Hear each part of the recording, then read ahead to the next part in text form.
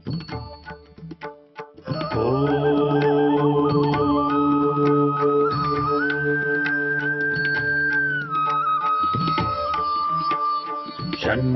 मित्रः शं वरुणः शन्नो भवत्वर्यमा शन्न इन्द्रो बृहस्पतिः शन्नो विष्णुरुक्रमः ॐ शान्ति शान्ति शान्तिः।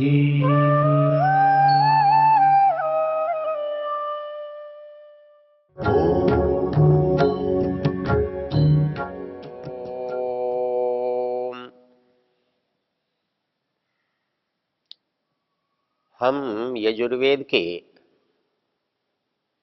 32वें अध्याय के तीसरे मंत्र की चर्चा कर रहे हैं। इस अध्याय का ऋषि स्वयंभू है और इस अध्याय के प्रारंभिक मंत्रों का देवता परमात्मा है। जिन मंत्रों की हम चर्चा कर रहे हैं वो परमात्मा विषयक है। पिछले संदर्भों में एक बात हमने देखी, हम परमेश्वर को यदि प्रतिमा वाला देखना चाहते हैं, साकार देखना चाहते हैं, तो वो चेतन नहीं हो सकता, क्योंकि जो भी साकार है वो जड़ होगा। जो कुछ बाहर है वो जड़ है। जो कुछ इंद्रियों से जाना देखा जा सकता है वो सब जड़ है। तो जिन इंद्रियों से यदि आप किसी चीज को देखना चाहते हैं, तो जो भी इंद्रियों से दिखाई देगा वो जड़ है। वो रूप, रस, गंध, स्पर्श, शब्द कुछ भी हो सकता है, वो भौतिक है। तो क्या परमेश्वर भौतिक है, जड़ है? नहीं है, ऐसा स्वीकार नहीं हो सकता। तो इसलिए परमेश्वर चेतन होने से साकार नहीं हो सकता। इस बात को एक और तरह से भी सोच सकते हैं। दुनिया में जितनी भी साकार वस्तुएं हैं जो आंखों से देखी जा सकती हैं, वो सारी की सारी वस्तुएं पहले से नहीं है। वो कभी न कभी संसार में बनाई गई है, नहीं थी और प्रस्तुत की गई है। जिनका पहले अस्तित्व नहीं था, बाद में वो अस्तित्व में आई है। तो बात क्या बनी कि जो भी साकार है वो किसी न किसी के द्वारा बनाया गया है। तो क्या परमेश्वर किसी के द्वारा बनाया गया है, ऐसा मान लें? यदि मान भी लें, इसमें एक समस्या आती है कि जो चीज बनती है और जो चीज बनाई जाती है, उनमें जो संबंध है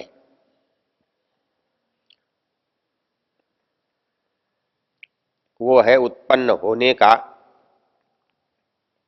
और उत्पन्न करने वाले का। एक वस्तु का उत्पादक है और वस्तु उत्पन्न होने वाली है। दूसरी भाषा में कहें, एक जनक है, एक जन्य है, उत्पन्न होने वाला है। जो उत्पन्न होने वाला है वो सदा ही छोटा होता है और उत्पन्न करने वाला बड़ा होता है। उत्पन्न करने वाले को पिता कहते हैं और उत्पन्न होने वाले को संतान। तो इसमें एक समस्या है। यदि परमेश्वर साकार है तो वो किसी न किसी के द्वारा उत्पन्न किया गया होगा। और जो उत्पन्न करने वाला होगा वो दो बातें होंगी, एक तो वो बड़ा होगा उत्पन्न करने वाला होने से, और वो उत्पन्न होने वाली वस्तु से पहले होगा, क्योंकि जो उत्पन्न कर रहा है वो पहले हुए बिना दूसरी वस्तु को उत्पन्न कैसे करेगा। तो यदि ईश्वर को हम एक क्षण के लिए साकार मान लें तो संसार के जितने भी साकार ईश्वर हैं, चाहे वो किसी भी रूप में है, उनके बारे में एक निश्चित बात कह सकते हैं कि ये सब बनाए गए हैं। इनका कोई न कोई बनाने वाला है। कोई सोने चांदी से बने हैं, कोई पत्थर से बने हैं, कोई मिट्टी से बने हैं, कोई घास फूस से बने हैं, सब बने हैं और सब बनाए गए हैं। पत्थर से बनने वालों को आप जयपुर में देख सकते हो, घास फूस से बनने वाले को आप कलकत्ता में देख सकते हो। आप जैसे चाहें वैसे इनको बना सकते हो। तो ये जो परमेश्वर को साकार मानने का प्रश्न है, ये हम यदि साकार मानते हैं तो बनाने वाला होगा और परमेश्वर बनने वाला होगा,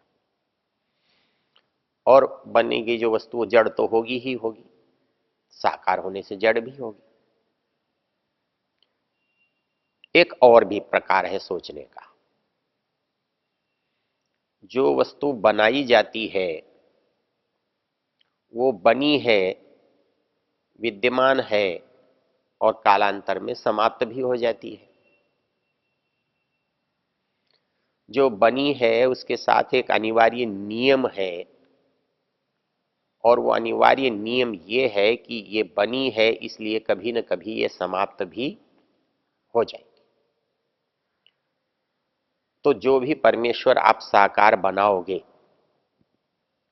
पहली चीज वो जड़ होगा, दूसरी चीज उसको किसी ने बनाया होगा, तीसरी बात है वो बना है तो कालांतर में नष्ट भी अवश्य होगा, क्योंकि हर बनी हुई वस्तु नष्ट हो जाती है। जो भी इंद्रियों से देखी जा सकती है, जानी जा सकती है, वो सब जड़ है। इसके साथ एक और बड़ी महत्वपूर्ण चीज है। वो चीज है जो भी साकार है, जो भी बनाया गया है, जिसको किसी ने घड़ा है, पिघाल कर बनाया है, कैसे न कैसे उसको कला का रूप दिया है, आंखों से चित्र बनाया है, कैसे भी किया है, लेकिन वो बनाया गया है। और क्योंकि वो बनाया गया है तो उसके साथ एक और समस्या है, और वो समस्या ये है जो चीज कितनी भी बड़ी क्यों न बनाई जाए वो सीमित होती है। सीमा मतलब उसका अंत, उसका अंतिम जो छोर है। अर्थात जो भी साकार होगा वो चाहे कितना भी बड़ा हो। इसलिए उस चक्कर में हम क्या करते हैं, भगवान को बड़ा बनाने के लिए मूर्ति बड़ी बना देते हैं। जैसे इस शरीर से हम किसी को छोटा और बड़ा देखते हैं तो हमको ऐसा लगता है ये बच्चा छोटा था, जवान हो गया, बूढ़ा हो गया तो बड़ा होता चला गया। तो वैसे ही परमेश्वर को बड़ा करने के लिए इसके बड़े शरीर की हम कल्पना करते हैं, बड़े लंबे चौड़े हाथ पैर की कल्पना करते हैं। इसलिए कहीं हम हनुमान जी की मूर्ति बनाते हैं तो बड़ी बनाते हैं, कहीं शिव जी की बनाते हैं तो बड़ी बनाते हैं, कहीं गणेश जी की बनाते हैं तो बड़ी बनाते हैं। लेकिन एक समस्या क्या है कि कितनी भी बड़ी बनाए, वो एक सीमा तक ही बड़ी हो सकती है। वो बनाने वाले की सीमा से छोटी ही होगी। बनाने वाले की जितनी जानकारी है, उसके पास जितनी सामग्री है, उसके पास जितनी बुद्धि है, वो सारी लगाने के बाद वो उससे बड़ा नहीं बना सकता जो वो जानता है। इसलिए जो भी जड़ वस्तु साकार रूप में बनेगी, आप उसे कितना भी बड़ा बना लें। आप यदि बनाए रूप में देखना चाहते हैं तो मनुष्य की बनाई देख सकते हैं। प्रकृति की बनी वस्तुओं में जड़ वस्तुओं को, पहाड़ को, समुद्र को देख सकते हैं। समुद्र बहुत बड़े हैं, बहुत बड़े हैं, लेकिन उनकी भी सीमा है, उनका भी किनारा है, उनकी भी संख्या है। वैसे ही पहाड़ बहुत बड़े हैं, हिमालय बहुत बड़ा है, लेकिन उसकी भी सीमा है, उसकी भी लंबाई चौड़ाई पता है। तो आप यदि परमेश्वर को साकार मानना, देखना चाहें, तो आपका मन उसे बड़ा करने के लिए जब कहता है, आपकी इच्छा उसे बड़े रूप में देखने की होती है, तो आप उसकी बड़ी मूर्ति बनाते हैं। और उस बड़ी मूर्ति के रूप में जब उसे देखते हैं तो कितनी भी बड़ी आप बना लें, होगी तो सीमित। तो ऐसी स्थिति में आप यदि ईश्वर कितना भी बड़ा बना लें, होगा तो सीमित। तो जो यदि हम उसकी प्रतिमा मानते हैं, उसकी साकारता मानते हैं, उसकी व्यक्तता मानते हैं, तो वो व्यक्तता हमारी इंद्रियों से जानने न जानने पर निर्भर करती है।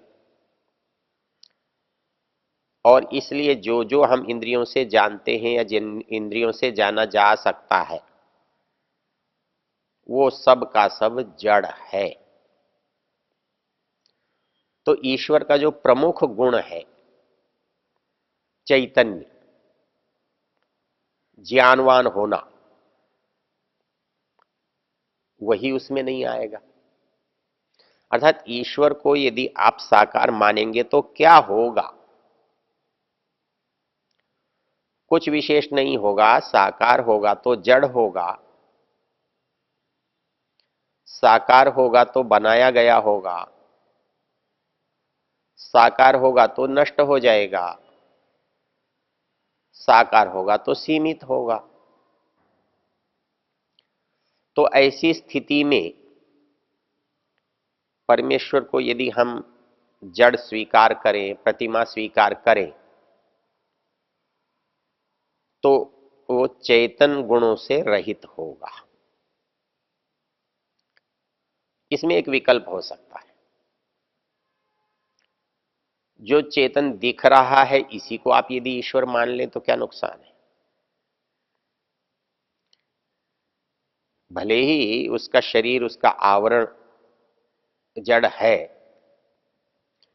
लेकिन इस जड़ के माध्यम से उस चेतन को हम जानते, पकड़ते, बोलते, कहते, सुनते, समझते हैं। तो ऐसा उसमें, इसी में से किसी को मान लें। यहां पर एक और बाधा आती है, क्योंकि हम ईश्वर की कल्पना कैसी करते हैं? ये जो चेतन है वो एक नहीं है, अनेक है, और ईश्वर जो है एक है।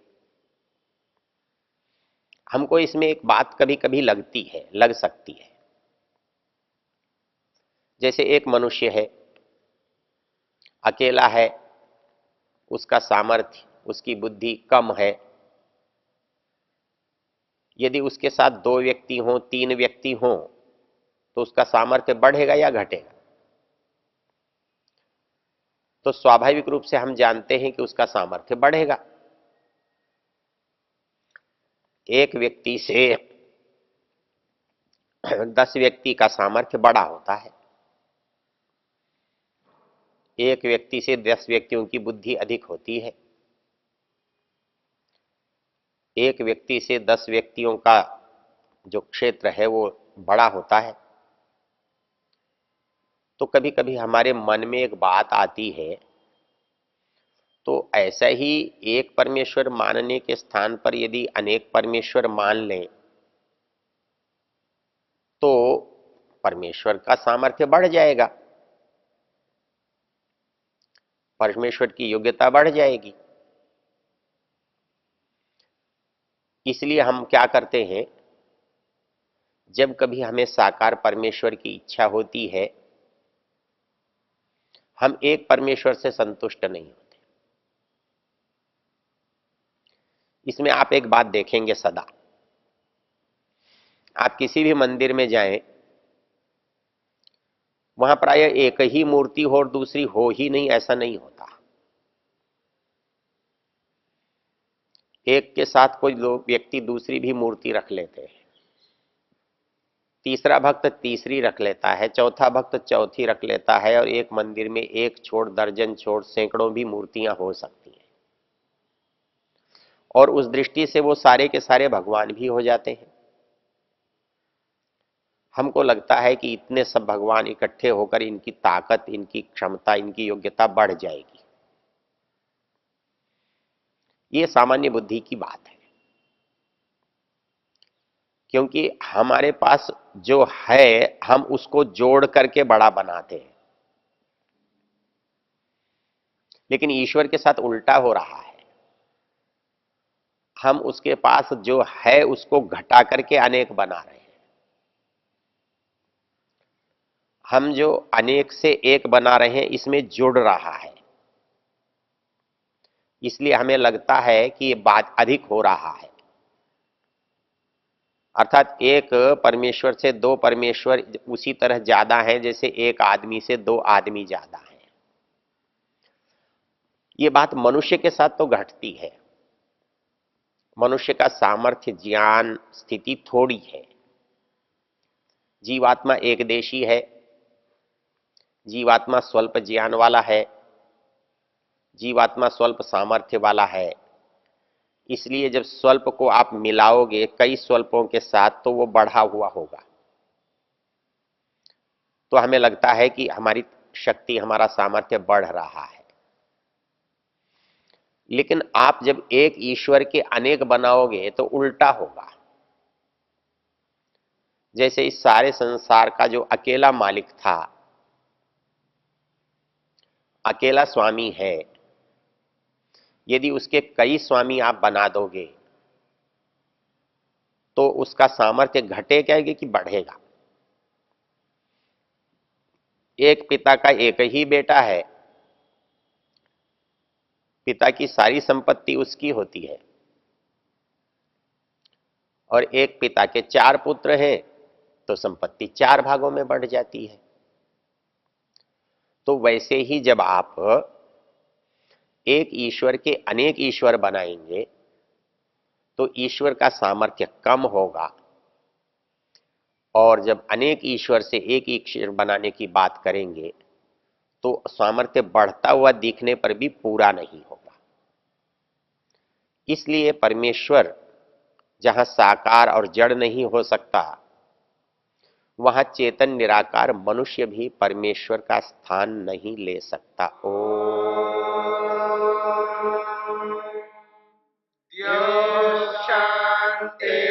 शांतिरंतरिक्षं शांति पृथिवी शांतिरापः शांतिरोषधयः शांति वनस्पतयः शांतिर्विश्वे देवा शांतिर्ब्रह्म शांति सर्वं शांति शांतिरेव शांति क्षमा शांतिरेधि।